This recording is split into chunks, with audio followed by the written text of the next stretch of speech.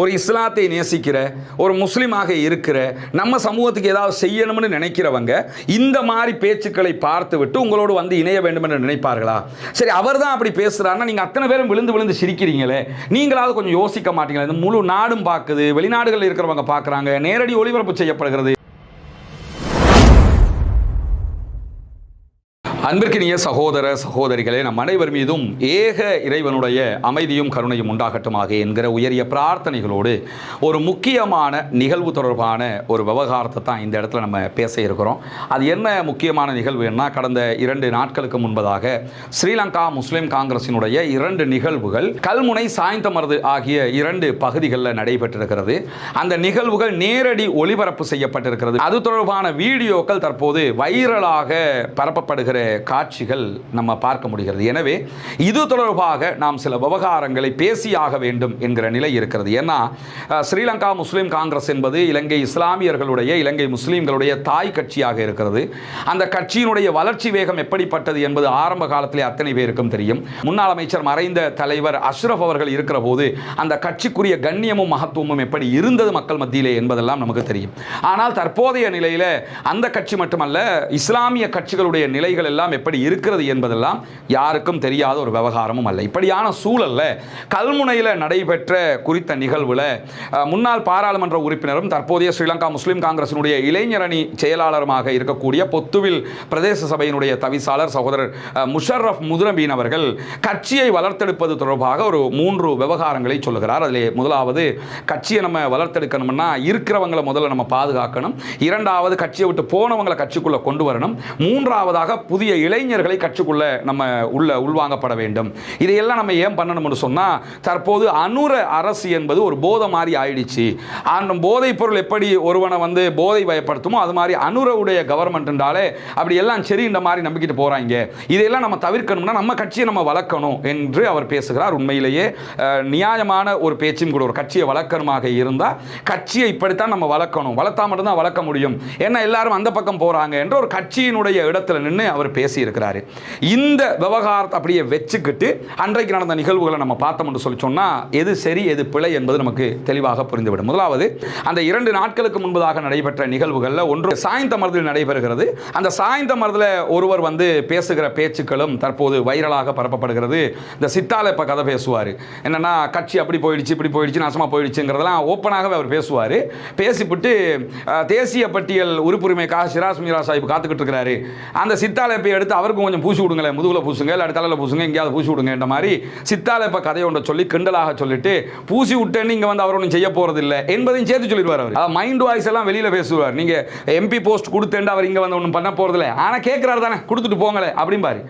5 நேரம் சித்தாலை பூஜக்கூடிய வாய்ப்பு இருக்கு. அதுல ஒரு இடத்த சிராஜ்மீராய முதுகுலையும் கொஞ்சம் பூசி விடுங்க ஒரு வருஷத்துக்கு. இந்த கட்சியின் நன்மைக்காக சொல்றேன். இதால எங்களுக்கு எதுவும் கிடையாது, MP நாங்க போன வரலாறும் கிடையாது, ஒன்று கேட்டது வரலாறும் கிடையாது.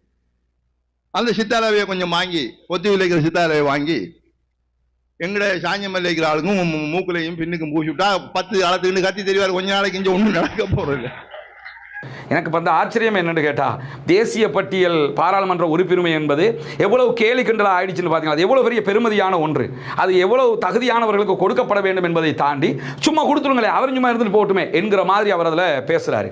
இதை தாண்டி இதற்கு பிறகு கல்முனையில் நடைபெறுகிற நிகழ்வுல பாராளுமன்ற உறுப்பினர் முன்னாள் அமைச்சர் ஸ்ரீலங்கா முஸ்லிம் காங்கிரசினுடைய தற்போதைய தலைவர் சகோதரர் ரவுஃப் ஹக்கீம் அவங்க பேசும்போது இதே சித்தாலப்ப கதையை எடுத்து சொல்லுவதை நம்ம அதில் பார்க்க முடியும். அதே கேலி கிண்டலோட சித்தாலப்ப பூசத்தான் வேணும், ஆனால் எங்கே பூசுறது, முதுகில் பூசுறதா நெத்தியில் பூசுறதாங்கிறதா இங்கே பிரச்சனை என்று சொல்லி அதை வச்சு அவர் அதை கேலி கிண்டலோட அவரும் அதே பாணியில் இந்த தேசிய பட்டியலை பற்றி பேசுவார். தேசிய பட்டியலை பற்றி பேசும்போது அவங்களுக்குள்ள 2 தேசிய பட்டியல், ஒன்று இப்போ பொத்துவில் இருந்து போன வாசித் தேசிய பட்டியல் உறுப்பினராக இருக்கிறாரு, 2வது முஸ்லீம் காங்கிரசினுடைய செயலாளர் நாயகம் தேசிய பட்டியல் உறுப்பினராக இருக்கிறார், SJB வழியாக கிடைச்ச தேசிய பட்டியல்.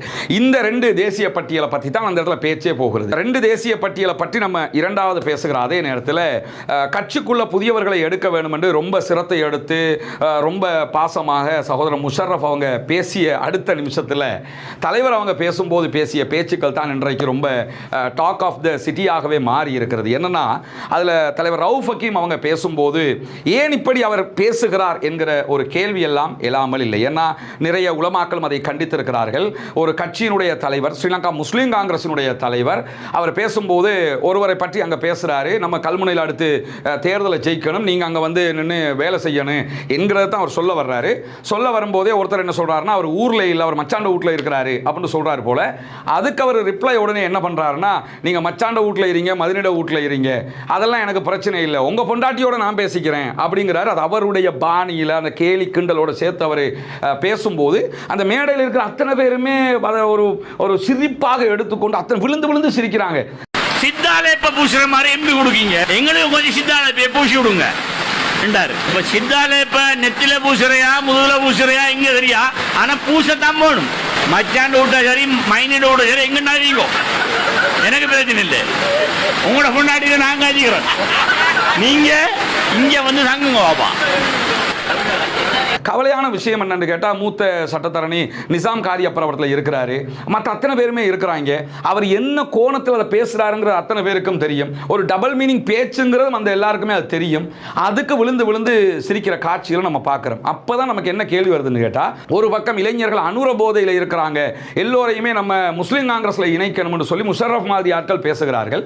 மறுபக்கமாக கேலி கிண்டலோட இந்த மாதிரி தலைவர் பேசும்போது எந்த இளைஞர்களாவது இப்படியான ஒரு கட்சியில் வந்து இணையணும்னு நினைப்பாங்களா? ஒரு இஸ்லாத்தை நேசிக்கிற, ஒரு முஸ்லீமாக இருக்கிற, நம்ம சமூகத்துக்கு ஏதாவது செய்யணும்னு நினைக்கிறவங்க இந்த மாதிரி பேச்சுக்களை பார்த்து விட்டு உங்களோடு வந்து இணைய வேண்டும் என்று நினைப்பார்களா?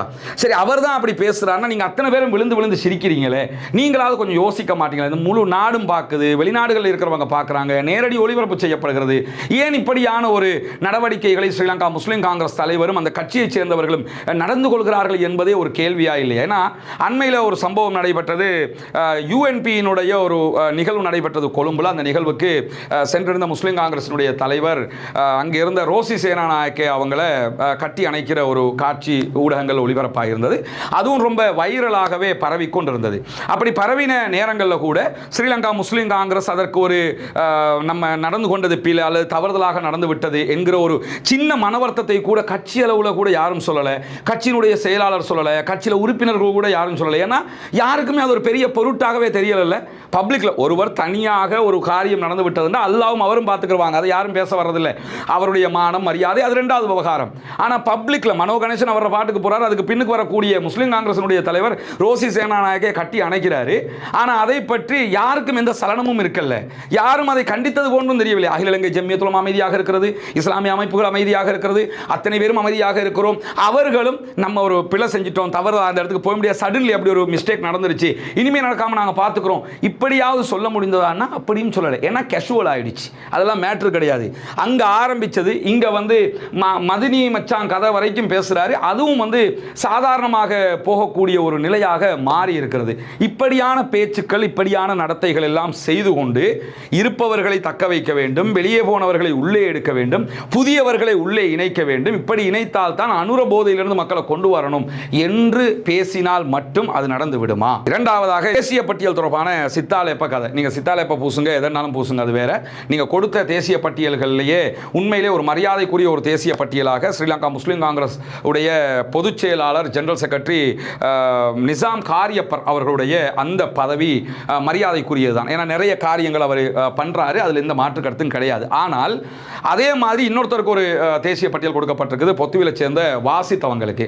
அண்மையில் ஒரு 2-3 நாளைக்கு முன்னாடி நீங்கள் எல்லாம் பார்த்துருப்பிய சில நியூஸ் சேனல்களும் போட்டிருந்தாங்க, ஜனாதிபதியோட ஒரு செல்ஃபி அவர் அடிச்சு போட்டு பொத்துவில் இருக்கக்கூடிய யூதர்களுடைய சபாத் ஹவுஸை நிரந்தரமாக இழுத்து மூடிய ஜனாதிபதி அவர்களுக்கு நன்றி அப்படின்னு போட்டிருக்கிறார். இதை பார்க்கும்போது சித்தாலேப்ப தான் பூசிட்டாங்களோங்கிற மாதிரியான ஒரு எண்ணம் வந்தது. ஏன்னா பொத்துவிலுடைய சபாத் ஹவுஸினுடைய நிலை என்ன என்று பார்த்தீங்கன்னா, சபாத் ஹவுஸ் தற்போது மூடப்பட்டிருக்கிறது. ஏன்னா ஆட்டோமேட்டிக்காக அது மூடப்பட்டு தான் இருக்குது. இப்போ அங்கே சீசன் கிடையாது, யாருமே அங்கே வரவும் இல்லை போகவும் இல்லை. எனவே அங்கே மூடப்பட்டு தான் இருக்கும். ஆனால் 6வது மாதம் அல்லது 7வது மாதம் நினைக்கிறேன், கரெக்டாக டேட் நினைவில்லை, அந்த காலப்பகுதிகளிலேயே பொத்துவிலுடைய தற்போதைய தவிசாளர் சகோதரர் முஷர்ரஃப் முதுநபீன் தவிசாளராக பதவியேற்று ஒரு சில நாட்களுக்குள்ளாகவே அந்த சபாத் ஹவுஸுக்கு வழங்கப்பட்டிருந்த ஒரு அனுமதியை ரத்து செய்திருக்கிறார். பிராதேசிய சபாவையால் கொடுக்கப்பட்டிருந்த அனுமதி நினைக்கிறேன், அதை அவர் ரத்து பண்ணி இருக்கிறாரு. அது உண்மையில் வரவேற்கத்தக்கது. இவ்வளவுதான் அங்கே நடந்தது. சபாத் ஹவுஸுக்கு ஏதோ ஒரு அனுமதி கொடுக்கப்பட்டிருக்கு. அது என்ன மாதிரியான அனுமதி என்பது கிறிஸ்டல் கிளியராக தெரியல. பட் அதை தடை செய்வதாக, அதை நிறுத்தி வைப்பதாக பிராதேசிய சபா தீர்மானம் கொண்டு வந்தாங்க. உண்மையிலே வரவேற்கத்தக்க தீர்மானம் அது. இதுதான் அங்கே நடந்தது. ஆனால் இதை சொல்லிட்டா இவருக்குள்ள பிரச்சனை என்ன, முஷர்ரஃபுக்கும் அவருக்கும் இருக்கக்கூடிய பிரச்சனைல முஷர்ரஃப் இதை செஞ்சிட்டாரு என்று சொன்னால் அது அவருக்கான கிரெடிட்டாக மாறிடும்ங்கிறதுனால ஒட்டுமொத்தமாக ஜனாதிபதி அவர்கள் நிரந்தரமாக சபாத் ஹவுஸை மூடிட்டாரு அப்படின்னு சொல்றாரு. எங்க மூடினாரு? நிரந்தரமாக சபாத் ஹவுஸை மூடிட்டாரு அப்படின்னு இருக்கும்னா அது ஒரு நேஷனல் நியூஸாக, நேஷனல் இஷ்யூவாக அது மாறி இருக்கும். இரண்டாவதாக அங்கே மட்டும் தான் மூடுவாங்களா? இப்போ சினமன் ரெட்டுக்கு முன்னாடி மூட மாட்டாங்களா? கிளம்புல தெஹிவல மவுண்ட் கிளைவனியாவில் மூட மாட்டாங்களா? அல்லது வெளிக்கமல மூட மாட்டாங்களா? அதெல்லாம் மூடினா தானே ஜனாதிபதிக்கு நன்றி சொல்லணும். எல்லாவற்றையும் இழுத்து மூடிவிட்டார் சபாத் ஹவுஸை அப்படின்னு சொல்லலாம். அப்போ என்ன இங்கே நடக்குதுன்னா, முதல்ல கட்சிக்குள்ள இருக்கிறவங்களை, தங்களோடு இருக்கிறவர்கள் செய்கிற நலவுகளை பாராட்டுகிற மனப்பக்குவத்தை ஸ்ரீலங்கா முஸ்லீம் காங்கிரஸ் உண்டாக்க வேண்டும். அதுவும் ஒரு புறம் இருக்கிறது. எனவே இப்படியான காரியங்களை எல்லாம் செய்து கொண்டு புதியவர்கள் உள்ளே வாருங்கள், இளைஞர்கள் உள்ளே வாருங்கள், இங்கே அனுர போதை இருக்கிறது என்று சகோதரர் முஷர்ரஃப் பேசுவதால் மாத்திரம் எந்த மாற்றமும் வந்துவிடாது. தலைவருக்கு கண்ணியமாக பேசுமாறு பரிந்துரை செய்யுங்கள். ஏன்னா அவங்க தலைவர்கிட்ட யாரும் பேச முடியலைன்னு நான் நினைக்கிறேன். அதனாலவே நம்ம அவரை நினைச்சதெல்லாம் பேசிக்கிட்டு போறாரு. பப்ளிக்ல நடக்கிற மெத்தேடுகளை சொல்லிக் கொடுங்க. இதையெல்லாம் சொல்லிக் கொடுத்து ஒரு காரியத்தை நடத்துங்கள். இல்லைன்னா லைவை போடாதீங்க ராஜா, அல்லாஹ்க்காக. போட்டு இந்த சமூகமே சீரழிகிறது. ஸ்ரீலங்கா முஸ்லீம் காங்கிரசினுடைய தலைவர் இப்படியாம் என்கிற பேச்சுக்கள் எல்லாம் இந்த சமூகத்திற்கு ஒரு நல்ல பேச்சுக்களாக வந்து முடியாது என்பதுதான் இங்கே இருக்கக்கூடிய கவலை. எனவே இந்த மாதிரியான நிகழ்வுகளில் இன்னும் அதிகமான பக்குவங்களை எடுத்து ஸ்ரீலங்கா முஸ்லீம் காங்கிரஸ் செயல்பட வேண்டும். அங்கே இருக்கக்கூடிய நிசாம் காரியப்பர் போன்ற மூத்த சகோதரர்கள், அதே போன்று மற்ற மூத்த பல, எனக்கு பேர் சொல்ல திடீர்னு நினைவு வரலனாலும் நிறைய கட்சியினுடைய அங்கத்தவர்கள் பழையவர்கள் இருக்கிறார்கள். நீங்கள் எல்லாம் சேர்ந்து இந்த கட்சியை அடுத்த கட்டம் கொண்டு போகிறதுக்கு யோசிக்கணும். தலைவர் சொல்லுகிற இது மாதிரி டபுள் மீனிங் பேச்சுக்கெல்லாம் உட்கார்ந்து எல்லாரும் சிரிச்சுக்கிட்டே இருந்தீங்கன்னா எந்த இளைஞனும் கட்சியை நோக்கி வரமாட்டான். இருக்கிறவனும் உங்களை நோக்கி வெளியே போறதுக்கான ஒரு முனைப்பத்தான் எடுப்பானே தவிர இது உங்க கட்சிக்கு மட்டும் ஆரோக்கிய கேடாக முடியாது, சமூகத்திற்கும் ஆரோக்கிய கேடாக இது மாறிவிடும். ஏன்னா எந்த ஒரு கட்சியையோ எந்த ஒரு தனி மனிதனையோ யாரும் கண்மூடி பின்பற்றக்கூடாது. திருமறை குர்ஆனை கூட அல்லாஹு தஆலா தந்துவிட்டு அஃபலா யததப்பரூனல் குர்ஆன், குர்ஆனை நீங்கள் சிந்திக்க மாட்டீர்களா என்று ஏன் சொல்றான்னு கேட்டா, சிந்திச்சு ஏத்துக்க, எல்லாவற்றுக்கும் ஒரு சிந்தனை இருக்கணும். அப்படியான ஒரு நிலையை தான் உருவாக்கணும். சிந்திக்காமலே அவர் சொன்னாலே சரி என்கிற போங்குக்கு போறாங்கன்னா அது யாருடைய பிழை? அதான் முஷர்ரஃப்னு சொல்லி காட்டாரு. நம்ம கிட்ட பிழை இருக்குது, நம்ம திருத்தணும்ங்கிறாரு. ஆனா அந்த பிழையை திருத்தணும் கட்சியினுடைய தொண்டர்கள் மட்டுமல்ல, முதல்ல தலைவர்ல இருந்து திருத்தணும். அப்படி திருத்துகிற போது கண்டிப்பாக ஒரு மாற்றம் வரும். இப்படியான அநாகரிகமான நடவடிக்கைகளை சகோதரர் ரவுஃப் ஹக்கீம் உள்ளிட்ட இஸ்லாமிய கட்சியினுடைய தலைவர்கள் பப்ளிக்ல செய்வதை தவிர்த்து கொள்ளுங்கள். தனியாக நீங்க என்ன செஞ்சுக்கிட்டாலும் அல்லாஹுக்கும் உங்களுக்கும் முடியாது. அது யாருமே இங்க கேள்வி கேட்க முடியாது. அது அல்லாஹு தஆலா அந்த விவகாரங்களை பார்த்துக்கொள்ள போதுமானவன் என்கிற நிலையைத்தான் நாம் எடுக்க முடியும். எனவே இறுதியாக இதில் நம்ம சொல்ல விரும்புகிற ஒரு செய்தி என்னன்னா, இப்போ இதை போட்டதோட தலைப்பை பார்த்துட்டு என்னென்னு கேட்காம சில பேர் வந்து கமெண்ட் அடிப்பாங்க. கட்சியினுடைய ஆதரவாளர்கள் சில பேர் இப்போ கிளம்பி வருவாங்க, ரிப்போர்ட் அடிக்க வருவாங்க. எதனாலும் பண்ணுங்க, ஒன்றும் பிரச்சனை இல்லை. எனக்கு நான் பார்த்ததில் இதை பேச வேண்டும் என்று தோணி இருக்கிறது. உங்களோடு நான் கோபத்தில் இருக்கக்கூடிய ஒரு ஆள் அல்ல, உங்களை எல்லாரோடும் நான் பேசக்கூடிய ஒரு ஆள் தான். இது மாதிரி வீடியோ போட்டாலும் ஒரு பிரச்சனை என்று வரும்போது எல்லோரோடும் நான் பேசுகிறவன் என்பது அந்தந்த அத்தனை பேருக்கும் தெரியும்.